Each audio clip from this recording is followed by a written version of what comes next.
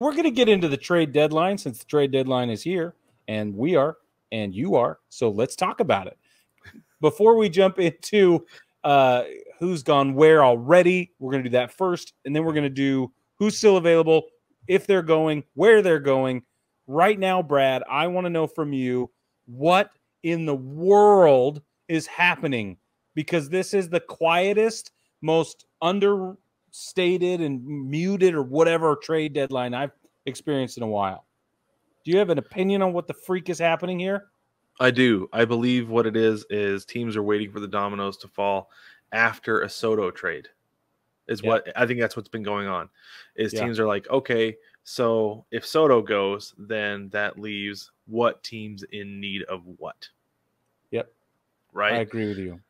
So I feel like that's been the big thing, but it seems honestly, I don't think he's going to go anywhere. There are a couple teams still in the running. I believe it was San Diego and St. Louis were still the top two contenders. I think for so. Soto. Yeah. But honestly, I don't think he's going anywhere.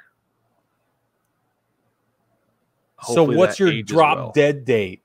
Yeah, that's what I'm saying. Like what? Well, I mean, they don't do the waiver. They don't do the waiver anymore. No. I'm saying if you are a team and you have packages prepped and you're getting ready to see, like, how much time do you give yourself before the deadline, before you snap, freak out, and just make the deals that you need to make, knowing that if I'm one of the final two teams, I would have moved on by now. I would have given myself 24 hours. Said, okay, I've got to make a deal, or I guess I don't have to make a deal. But at this point, you're either going to accept it or you're not. So move on. Yep. So this is so interesting to me. I would love to sit and hear what Soto wants, what he thinks, how he feels, but he won't talk about it, which I don't blame him. But none of this is being discussed, I would imagine, with him really in mind, other than his agent brokering on his behalf. That's it, right? Well, he doesn't have a choice, though. He doesn't have a trade clause. He doesn't have any say in where he goes, because all they have to do is, like, the thing is, they're just trying not to lose the assets, miss out on the assets they can get from him. Because if he walks, they get nothing. Yeah, that's what I'm saying. So you got to know his agent's involved in talking about this and, you know, being sneaky on the side or whatever, little backdoor phone calls. Just don't know how much effect it's having. That's the problem. And maybe what's going on is that they're saying, like, you want to really stick it to Washington? Let's just not move him. Like, you can have him next year. Just wait or whatever. You know what I'm saying? Well, this is the thing, is that these teams, the longer the Nats sit on offers, sit and wait on them, his value just drops. It plummets. Yeah. It's going to continue to drop, because if he doesn't move before the trade deadline this year, then it's like, okay, are you going to move him during the offseason? Right. Okay. That's weird. Well, you had your chance at this. Say that the Padres are like, we have our top 6 prospects ready to move because we think Soto is worth that. So then the Nats say, no, we don't want your top 6 prospects. We don't think they're good enough. Oh, you don't think they're good enough, huh? Okay. Then we'll come back and talk to you in December with our top 5 prospects. Yeah. Or number 8, 9, and 2. Yeah. Yeah. Top 4 and number 10, maybe. Yeah, exactly. Yeah. Right. So they're not going to want to trade that, because, like, well, you didn't take that in the first place. Then why would we do that? And then there are going to be other teams that are going to come in and say, okay, well, you didn't want this before. What about now? So the value is going to continue to drop. It's going to be lower next year at the trade deadline than it is now. And it'll be, because at that point they've got to move. Well, I guess he's got 2 more full seasons. It's 2 full seasons. So that's what I'm saying. They don't have to do anything. Right. Yeah, because for a second I was thinking he only had 1 more full season, but that's Castillo. But the only thing that happens is it hurts other teams' possibilities of making a run with a terrific player. Right. Yeah. Everything else is up in the air. Yeah. But what I think is interesting is that if he doesn't move, I just feel like the whole market will explode in indignation. Don't you feel that way? Like, well, so I know that the Mariners were one of the last 4 teams in on it.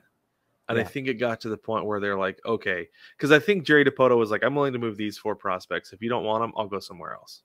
Yeah. Right. Yeah. So I think he was willing to go in with 4 prospects and maybe a 5th. I bet he offered a 5th for Soto. Yeah. Right. I don't think it was Harry Ford. I don't think it was Emerson Hancock. But he did offer his top 4 prospects plus 1 more is what I was going to assume. I don't know anything about it for sure, but I'm just speculating. And then when they didn't take that, he's like, okay, then I'll go somewhere else. So he goes to the Reds and says, hey, you can have our top 4 prospects for Luis Castillo. Boom. Yep. Deal done. Done. Easy. So for those of you who didn't see, Luis Castillo is a Mariner. And that is a huge deal because he is rock solid. So let's get into a couple of these that have already happened. You mentioned Luis Castillo, 4 prospects. Andrew Benintendi goes to the Yankees. From the Royals, 3 prospects. David Peralta. Hold on, Brig. Toot your horn. Oh. Toot your horn on that because you called that one. I did. Because you said a couple months ago you thought that Benintendi would be a really good fit for the Yankees and would end up there in pinstripes. And sure enough, he did. Nailed it. Well, I just saw the whole Joey Gallo thing. That was how that all came about. I was like, this is not going to go well. It's not going well now. I don't see it changing. Sure enough, it's been the case. And we needed specifically a left fielder. And I looked around, and there he was. And that just made all the sense in the world to me. So, And then it was hilarious. We got to tease Bill Skibisky a little bit because he posted a satire article from Benny saying, like, he didn't like the Red Sox anyway. And he's just glad to finally be in pinstripes or whatever. And it was amazing. So thanks, Bill, because we all needed that laugh. It was awesome. Okay, let's move on. David Peralta traded from the Diamondbacks to the Rays for a catcher, Kristen Serta, I think is how you say his name. I gotta say something about this. So first off, that is a need for the Diamondbacks. They need a catcher because right now they have basically a utility player as their backup catcher.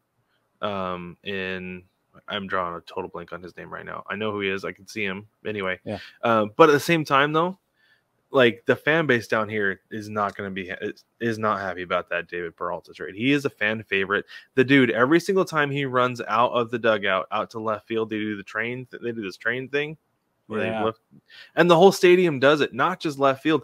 Everybody does it. They love that dude big time. And the fan base is not going to be happy about that move. Like, they're not real happy with the front office anyway because they just haven't put a good team on the field and they haven't put anybody around Ketel Marte.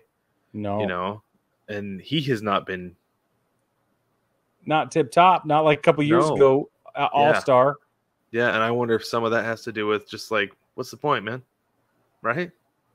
Yeah, so sad. So yeah, but this David Peralta move that justifies the curiosity about the so what, right? Like, what's the point? Yeah, sucks. Exactly. Josh Hader moves from the Brew Crew to the Friars. It's a big 5-player deal. I don't know. I don't understand what's going on. Why would you? No sense. Why would you let Josh Hader go? First of all, he's like your all-star closer, and then second of all, to the Padres. You're gonna play him in the playoffs. Yeah, what are you doing? I'm so confused. Is it a hair problem? Is there not enough hair care product in Milwaukee? Is the cold weather bad for his follicles or something? I don't understand. That's so weird. I have no idea what's going on there. It's so stupid. It is stupid. So stupid. Here's another one. Here's another one I'm trying to figure out, Brig. Trey Mancini was traded from the Orioles to the Astros. What are you doing, Baltimore? Are we literally watching the plot of Major League? I've said this several times this year. Like, are we actually watching Major League play out in Baltimore? No, because they started winning. Because they have the freaking cardboard cutout in the clubhouse. And so what do? You wreck the chemistry. Oh, man. Right? Yeah. Yeah. This is the equivalent. Oh, no. I can't say it. This is like, okay, I'll say it. This is like Jake Taylor getting moved midway through that movie. Yeah, That's what it this would is. be. Yeah. It's terrible. I get it. Like they played that last game of their last homestand, and they're like, oh, this could be Trey Mancini's last game in Baltimore. And I was like, why? They're winning. Keep him. You have to keep the dude. You got to. Then of course they go and send him to Houston, who gave up Jose Siri to the Rays.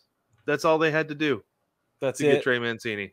You let somebody insane. else come in and do your dirty work for you, so you don't have to, and that's how the Astros stay rich. That's right, and that's how they keep winning. Yep. Here's the problem: is this Trey Mancini deal puts Houston in a new category of dangerous, and then they add Christian Vasquez, who's solid. Oh, I'm so angry. They actually have a catcher who can hit now. I know. Like this is the thing: is that I've seen the Astros over the last 3 weeks turn into a new level of themselves, and they are scary, Brig.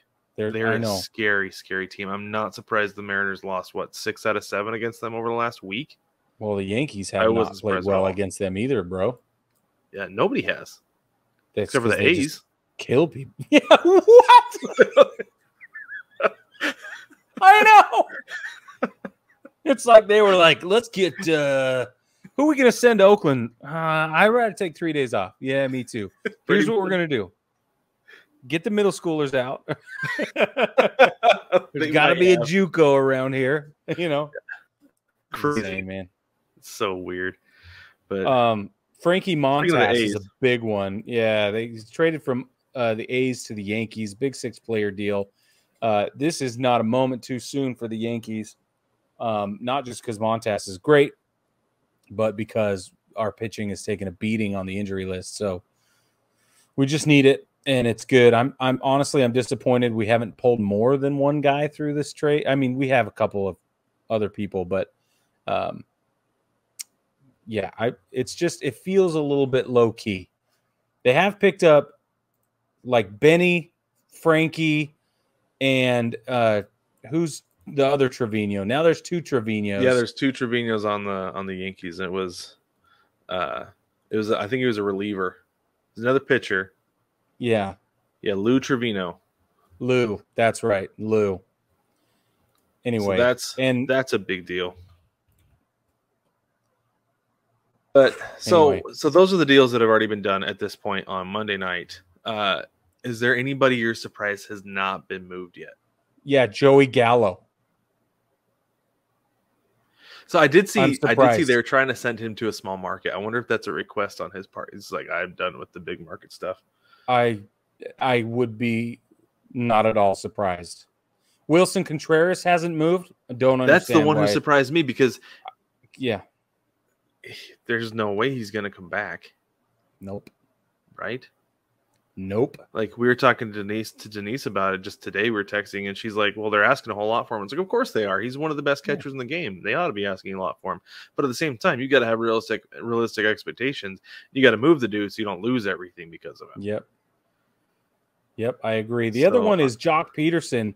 I know he's on the move all the time, and he's like continually bouncing around. I think he got a concussion the other day, and I think that's the only reason he hasn't been moved. Honestly, I could see him staying in San Francisco. I can see him moving somewhere else. But JD Martinez, his name gets thrown around a lot. He hasn't moved. Yeah, you're right. That's been a really interesting one to watch because, again, you got to wonder why. Somebody the other day wrote an article about deals that should get done but won't. It was really interesting. It proposed moving Rafael Devers to Milwaukee in this sideways, crazy 3-team deal or whatever. And it was just interesting. But we'll see. See what happens. I don't think that they should move Devers, though. Like, if the Red Sox want to win at all in the next couple of years, they got to have Bogarts and Devers. They got to keep those guys. I agree. I've seen a lot of stuff about Devers getting moved. I'm like, no, that doesn't make any sense. Why would they do that? Unless they're absolutely selling on the next 5 years. Just going to punt.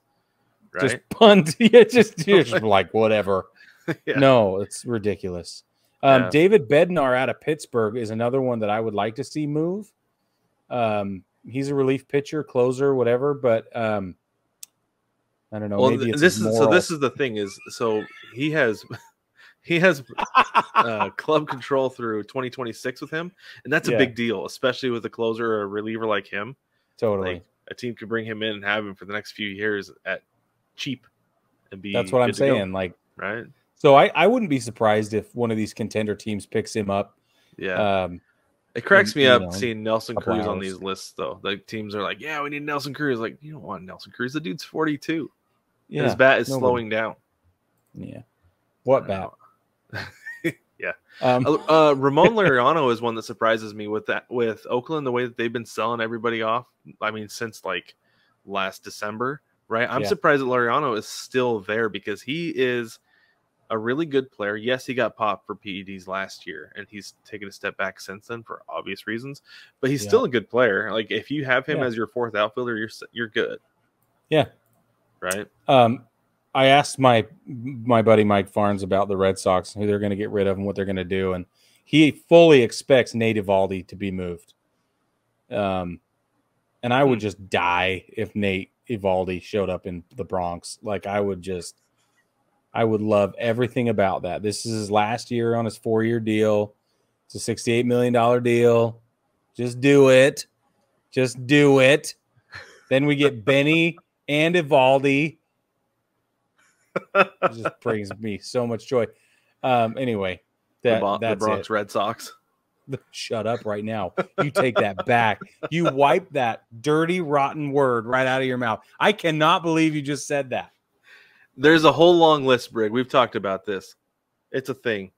I know. But hey, don't say those words together. All right, I won't.